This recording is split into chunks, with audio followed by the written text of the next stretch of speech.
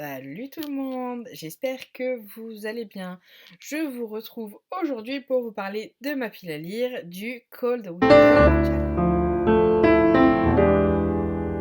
Alors, le Cold Winter Challenge, c'est un challenge qui a été lancé, il me semble, par Margot Liseuse et qui a été repris par une autre youtubeuse. Je vous mettrai bien évidemment le lien en barre d'infos pour que vous puissiez aller vous renseigner. Donc ce sont différents menus avec des sous-catégories et vous devez faire rentrer un maximum de lecture, voilà, entre, il me semble, le 1er décembre et le 28 février, je crois, si ma mémoire est bonne, et si je ne vous dis pas de bêtises. Dans tous les cas, toutes les informations seront en barre d'infos.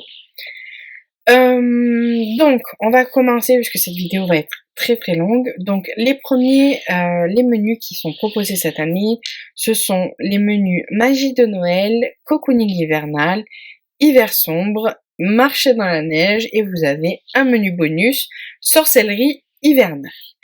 Alors, moi pour le premier menu, donc là j'ai choisi deux sous-catégories qui sont All I Want for Christmas et la danse de la fée dragée. Pour la première sous-catégorie, vous avez en mots-clés amour, amitié et romance de Noël. Donc c'est pour cette catégorie, j'ai choisi plusieurs livres qui rentraient dans ma pile à lire, donc que vous voyez là, juste derrière, voilà, juste là. Alors, le premier, c'est Devine qui vient pour Noël, donc c'est plusieurs auteurs, vous avez Millie Black, Emily Blaine, Eve Borelli, Alfreda Envy, Alix Marin et Angela Morelli. Voilà, donc dans ce recueil, la fine fleur de la romance française s'est réunie pour offrir un réveillon hors du commun.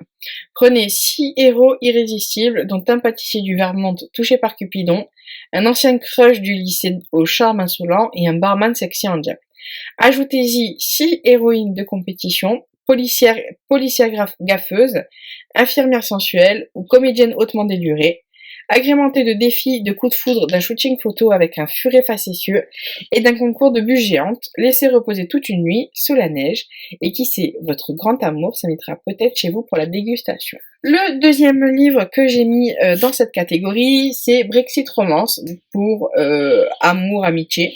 Donc c'est pas une romance de Noël, mais je pense que voilà, celui-ci, je l'avais reçu dans une box, il me semble dans la box Cube, je crois. Donc je vous mettrai un petit i. Qu'est-ce que c'est? On est en juillet 2017, on va suivre donc, à l'heure où la jeunesse britannique déplore les conséquences du Brexit, l'électrique Justine Dawson décide de faire du divorce entre l'Angleterre et l'Union européenne son fonds de commerce. Ainsi naît Brexit Romance, une agence matrimoniale 2.0 ultra secrète qui arrange des mariages blancs entre Français et Anglais. Âme sentimentale s'abstenir. Ici, l'obtention du passeport européen tient lieu de bague de fiançailles et l'Eurostar de voyage de noces. Un business plan imparable jusqu'à ce qu'une jeune soprano française, son charmant professeur de chant, un lord anglais flamboyant et bien d'autres prouvent à Justine que malgré tous ses calculs, romance is not dead. Ensuite, j'ai choisi de lire L'amour sous les flocons de Stella McLean. Ici, on va suivre Marnie qui a été suppliée pour jouer les clientes mystères dans un hôtel. Donc elle rend service et elle a accepté d'endosser ce rôle et de faire secrètement une enquête de satisfaction. Sa rencontre avec Luc, le gérant de l'hôtel, va tout bouleverser, car immédiatement, un lien incroyable se noue entre eux, ainsi qu'avec son adorable petit garçon.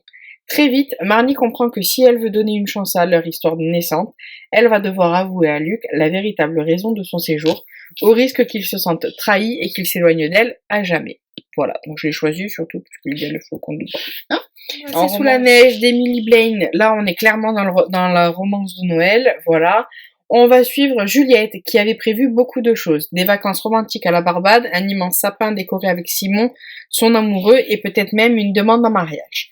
Elle n'avait pas prévu en revanche de soudain redevenir célibataire, d'annuler ses congés pour organiser un gala de charité avec le célèbre rocker Evan McNeil, et d'être inscrite par ses amis à un concours de baisers. Alors quand le musicien lui propose d'être son partenaire, elle se laisse convaincre, car même s'il est l'un des célibataires les plus convoités, même s'il se débat encore avec le deuil de son frère et sa nièce de moins d'1 an qui n'a plus que lui, Evan parvient à la mettre en confiance, à tel point qu'elle en viendrait presque à abaisser le mur de glace qu'elle a érigé autour de son cœur. J'ai hâte de lire tout ça. On va rentrer dans cette catégorie, c'est Les étoiles brillent plus fort en hiver de Sophie Jomain. Effectivement, Agathe travaille aux galeries Hartmann, la semaine des féeries est le plus gros événement de l'année. Alors, quand 7 jours avant son lancement, le nouveau directeur va exiger que la décoration de Noël soit intégralement refaite, le sang d'Agathe ne fait qu'un tour. Personne ne touchera à son travail et surtout pas cet arriviste arrogant. Mais le grand magasin est désormais sous la responsabilité d'Alexandre Hartmann, et aussi talentueuse que soit Agathe Murano, c'est avec lui qu'elle devra traiter, lui et personne d'autre.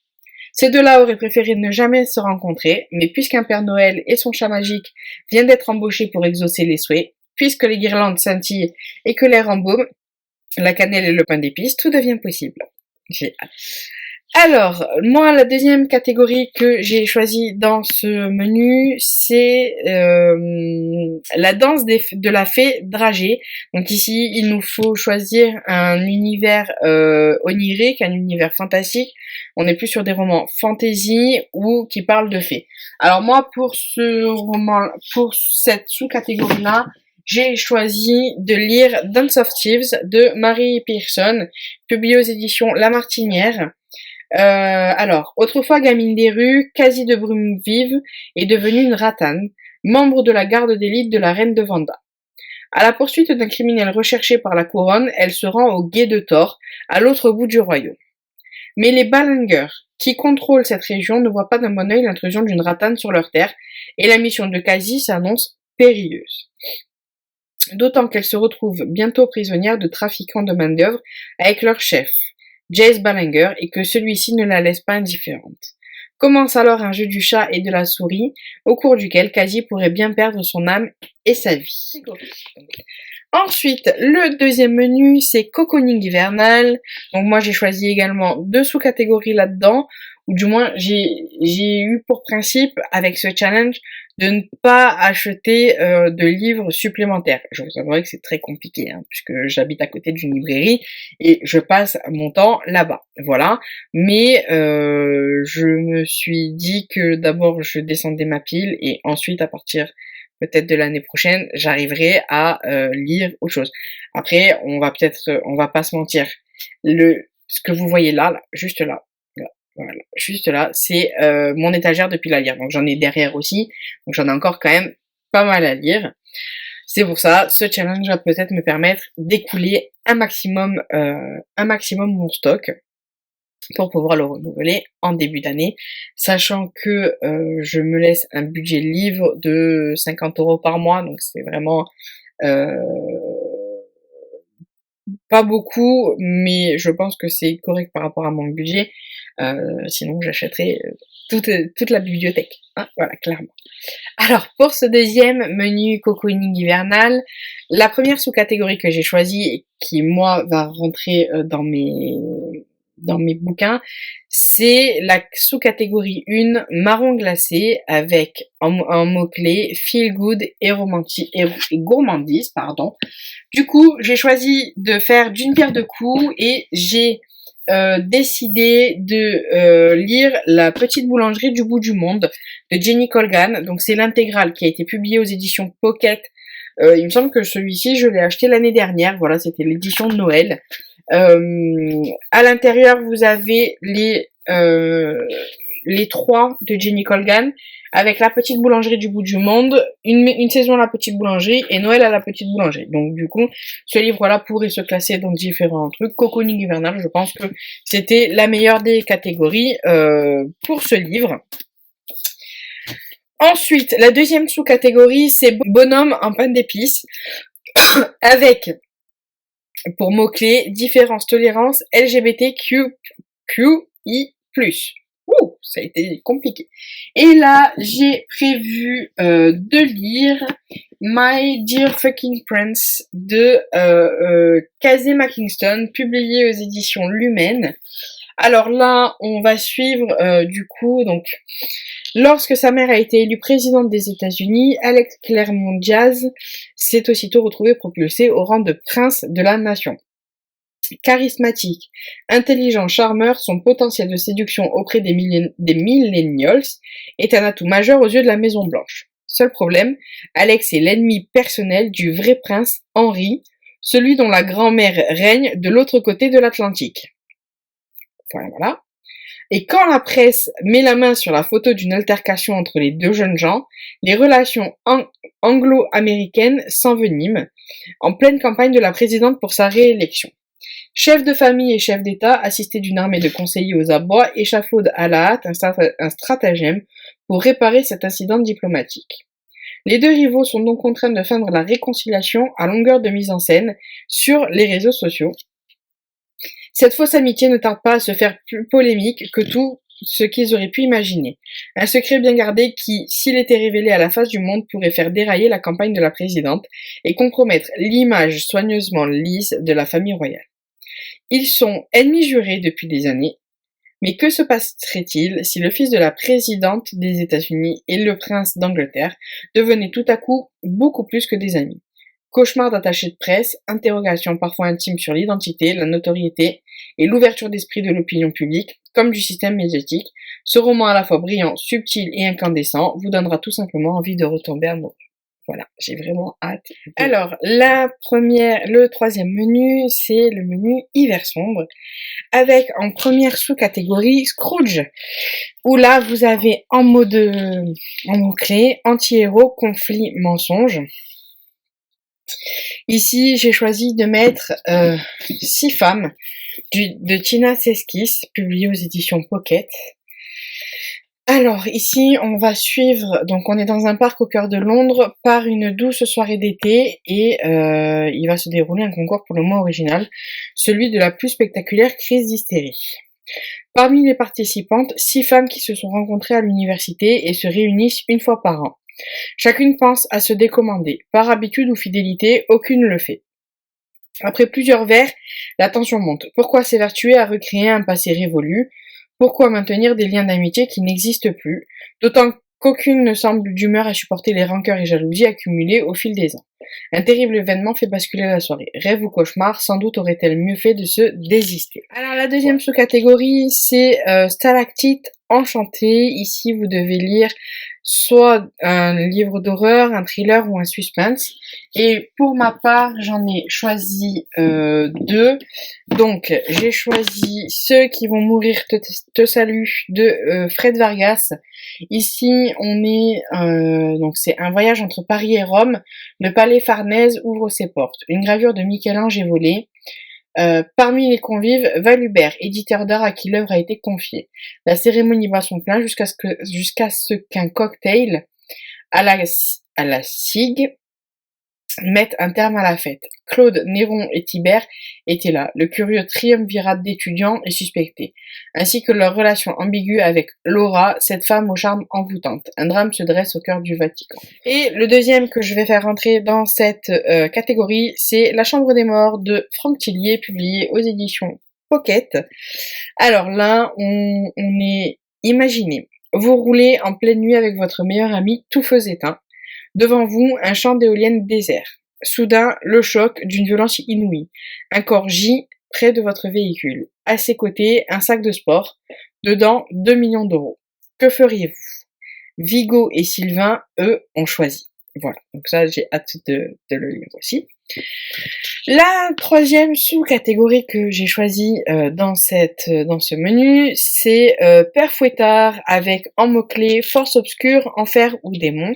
Ici, j'ai choisi de faire entrer 2 livres des éditions Milady. Le premier, c'est Dark Protectors, le tome 1, Tolène de Rebecca Zanetti, où on va suivre une mère célibataire et une scientifique accomplie. Kara est habituée à se battre pour se faire respecter. Une chose compte par-dessus tout pour elle, protéger sa fille, Jane, et pour cela elle est prête à tout.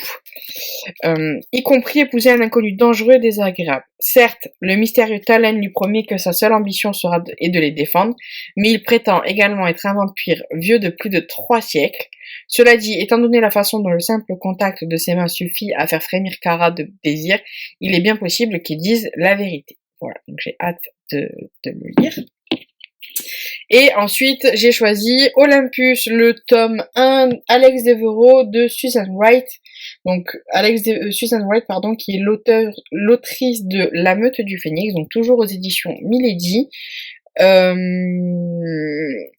Rien n'est plus fort que l'amour. Brie est un chat de palace et elle n'a peur de rien ou presque. Une seule chose l'effraie, son âme sœur, la personne que le destin lui réserve, est un être cruel et vicieux qu'elle ne pourra jamais aimer. La nouvelle de sa mort est un soulagement et Brie compte bien refaire sa vie. Mais celui qu'elle désire plus que tout lui est interdit. Alex est son patron et le cousin de son âme sœur disparu. Cependant, Alex ne veut plus se mentir à lui-même. Il est prêt à tout pour revendiquer Brie et nul ne pourra l'en empêcher. La dernière sous-catégorie de ce menu, c'est un chalet sous la neige avec comme thème huis clos, enfermement et solitude. Alors là, moi j'ai choisi de lire Le Signal, donc de Maxime Chatham, publié aux éditions Albin Michel. Donc j'aime beaucoup ce livre. Il est vraiment magnifique. Je suis pas une grande fan moi de tout ce qui est horreur, thriller, etc. Voilà. Mais ça fait un moment qu'il est dans ma pile et que je me dis il faut que je le lise. Alors, ici, on va suivre la famille Spencer qui vient de s'installer à Manigan Falls. Jusqu'ici, tout va bien, un vrai paradis. Si ce n'était ces vieilles rumeurs de sorcellerie, ces communications téléphoniques brouillées par des cris inhumains, ce quelque chose d'effrayant dans la forêt qui pourchasse les adolescents et ce shérif complètement dépassé par ces crimes horribles. Avez-vous déjà eu vraiment peur en lisant un livre? Voilà comment il nous le présente. Alors, je vous avouerai que celui-ci, je pense que je vais le lire en journée. Voilà. Je vais le lire en journée, ou du moins quand je serai avec mon chéri à la maison, parce que je veux pas le lire toute seule. Il me fait un petit peu peur, j'ai horreur de tout ce qui fait peur, mais bon. Il me tente bien, j'ai lu des critiques qui étaient assez favorables, donc je me dis pourquoi pas moi, et au pire j'arrêterai. Ensuite, donc le quatrième menu, c'est marcher dans la neige, et moi j'ai choisi une sous-catégorie de ce menu, qui est pôle Nord, avec comme mot-clé hiver froid, pays froid ou neige. Et ici, j'ai choisi de lire Cupcake Christmas at the Cupcake Café. Alors je pense que Noël à la petite boulangerie, je pense que ça doit être la même chose. Voilà, ça doit être la même chose. Donc ici, je me laisse le choix pour en mettre un autre, donc on verra comment ça se passe. Sachant que là, c'est le livre en anglais, voilà, donc je ne sais pas si je me sentirai de le lire ou pas, on verra. Et enfin, donc le dernier menu, donc le menu bonus, c'est un menu qui peut être utilisé si un autre menu ne nous plaît pas, c'est sorcellerie hivernale, et moi j'ai choisi la deuxième sous-catégorie qui est Baba Yaga, donc je suis désolée si ça ne se dit pas comme ça, avec pour thème les sorcières, le féminisme et les femmes de pouvoir. Et ici, j'ai choisi de lire dans un premier temps le tome 4 de la saga La Sélection, donc avec l'héritière de Kirakas, publié aux éditions PKJ. On va suivre la princesse Edeline qui se sent prête à devenir reine. Elle a 18 ans et elle est beaucoup moins prête à trouver un mari. Quand elle consent à ce que ses parents lui organisent une sélection, elle voit son quotidien bouleversé par l'arrivée de ses 35 prétendants et la folie médiatique qui l'accompagne. Mais entre les raisons du cœur et la raison d'État, la princesse va devoir faire des choix et au fil des semaines se prendre à ce jeu dont dépend l'avenir d'Ilia. Donc là, en fait, on est sur une sélection, mais avec les enfants de Maxon et je ne sais plus comment elle s'appelle. Maxon et je ne sais plus, j'ai un trou, je vous mettrai America, voilà, ça y est, Maxon et America. Ouf, c'était compliqué. Et ensuite, donc du coup, je lirai le tome 5, La Couronne, toujours de Kirakas, toujours publié aux éditions PKJ. Alors, on va pas se mentir, même si ces livres ne me plaisent pas lors de ma lecture, je pense que je vais les garder, ne serait-ce que pour les couvertures, voilà, que je trouve vraiment magnifiques. Alors là, on suit toujours la princesse Edeline. Par contre, sa mère est mourante, son père dévasté, et elle doit à tout prix accélérer le processus de la sélection. Encore novice au jeu de l'amour et du pouvoir, détestée par une partie de l'opinion publique, elle est sur le point de choisir son élite de 6 prétendants. Devenir femme, épouse et reine en l'espace de quelques semaines, telle est la lourde tâche qui repose sur ses épaules, mais le cœur peut se révéler un précieux allié pour qui sait écouter. Donc là, on est sur vraiment le dernier volet de la saga. Voilà pour ma pile à lire. Je pense que cette vidéo va durer 3 plombes et demi, j'en suis vraiment désolée. Mais je tenais à vous la présenter. Vous pouvez dans tous les cas la retrouver bien évidemment sur mon blog. Et je vous fais des bisous, je vous souhaite de bonnes lectures et je vous dis à bientôt. Salut!